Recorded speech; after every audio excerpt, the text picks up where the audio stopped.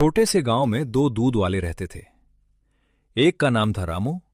वो गरीब था लेकिन बहुत ईमानदार था। दूसरा था मोहन। उसके पास पैसा तो बहुत था लेकिन उसकी लल्लच दिन ब दिन बढ़ती जा रही थी। दोनों एक ही गांव में रहते थे लेकिन उनकी सोच जमीन और आसमान जितनी अलग थी। रामू की जिंदगी आसान नहीं थी। उसकी मां बीमार रहती थी और घर की सारी जिम्मेदारी उसके कंधों पर थी। फिर भी उसने कभी किसी के साथ धोखा नहीं किया। बेटा, इतनी मेहनत करता है, थोड़ा आराम भी कर लिया कर। माँ, जब तक आप ठीक नहीं हो जाती मैं मेहनत करता रहूंगा। दूसरी तरफ मोहन के पास सब कुछ था। बड़ी दुकान, बहुत सारे ग्राहक और पैसा। लेकिन उसकी लल्लच कभी खत्म नहीं होती थी। वो और ज्यादा पैसा कमाने के लिए गलत तरीके सोचने लगा। अगर दूध में थोड़ा सा पानी मिला दूं तो मुनाफा दुगना हो जाएगा। लेकिन मालिक, लोगों को पता चल गया तो? किसी को कुछ पता नहीं चलेगा। सुबह सुबह रामू हर घर तक शुद्ध दूध पहुंचता था। गांव के लोग उस पर पूरा भरोसा करते थे क्योंकि उसने कभी किसी को धोखा नहीं दिया। रामू बेटा, तुम्हारा दूध सबसे अच्छा होता है। धन्यवाद काकी, मैं हमेशा शुद्ध दूध ही लाता हूँ। जब मोहन ने देखा कि गांव के लोग रामू की इतनी तारीफ कर रहे हैं तो उसके अंदर जलन और बढ़ गई। उसने फैसला कर लिया कि अब वो रामू का नाम खराब करके ही रहेगा।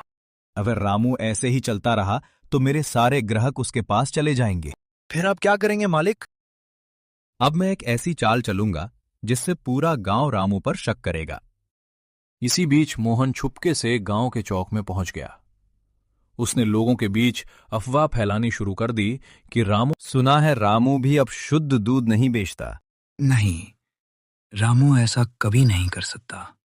देखते जाओ, सच जल्दी सामने आ जाएगा। जब रामू दूध देने पहुंचा तो एक ग्राहक ने उसे अजीब नजरों से देखा। रामू समझ ही नहीं पाया कि अचानक सबका व्यवहार क्यों बदल गया।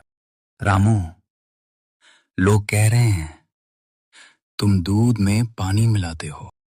ये बिल्कुल झूठ है। मैं कभी किसी के साथ धोखा नहीं कर सकता। हमें तुम पर भरोसा है। अफवाहें धीरे धीरे पूरे गांव में फैल गईं। आखिरकार गांव के मुखिया ने फैसला किया कि सच जानने के लिए अगले दिन पंचायत बुलाई जाएगी। अब सबकी नजरें उस फैसले पर टिकी हुई थी। कल सुबह सब पंचायत में आएंगे। सच और झूठ का फैसला सबके सामने होगा। वह पूरा गांव पंचायत में जमा हो गया। हर किसी के चेहरे पर एक ही सवाल था, असली सच क्या है? रामू शांत खड़ा था क्योंकि उसे अपनी ईमानदारी पर पूरा भरोसा था। वही मोहन के चेहरे पर अजीब सी मुस्कान थी, जैसे उसे पहले से ही फैसले का इंतजार हो। आज हम बिना सबूत के किसी को दोषी नहीं ठहराएंगे। मुखिया जी, मैंने कभी किसी के साथ धोखा नहीं किया। मुखिया ने दोनों दूध वालों से दूध के सैंपल मंगवाए।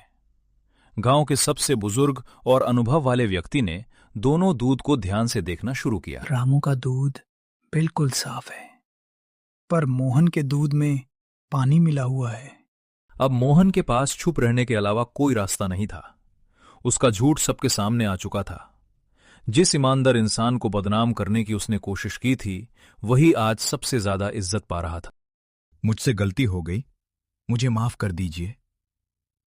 मुखिया ने मोहन को चेतावनी दी कि अगर उसने दोबारा लोगों के साथ धोखा किया तो उसकी दुकान बंद कर दी जाएगी।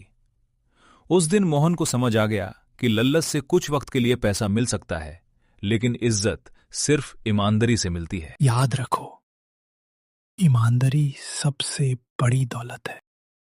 के बाद मोहन चुपचाप अपनी दुकान पर बैठा था। आज पहली बार उसे पैसों से ज्यादा अपनी गलती का दर्द महसूस हो रहा था। उससे समझ आ गया था कि लल्लच इंसान से उसकी इज्जत भी छीन लेती है। दूसरी तरफ रामू अपनी मां के साथ बैठा था। आज उसके चेहरे पर सुकून था। उसने पैसे से नहीं बल्कि अपनी ईमानदारी से सबका दिल जीत लिया था। मैंने कहा था ना बेटा, भगवान हमेशा सच का साथ देते हैं। माँ, सच्चाई का रास्ता मुश्किल जरूर होता है, लेकिन जीत उसी की होती है। दोस्तों, इस कहानी से हमें यह सीख मिलती है कि लल्लच कुछ समय के लिए फायदा दे सकता है, लेकिन सच्चाई और ईमानदारी हमेशा जीतती है। जो इंसान मेहनत और ईमानदारी से काम करता है उसे देर से ही सही लेकिन सफलता जरूर मिलती है।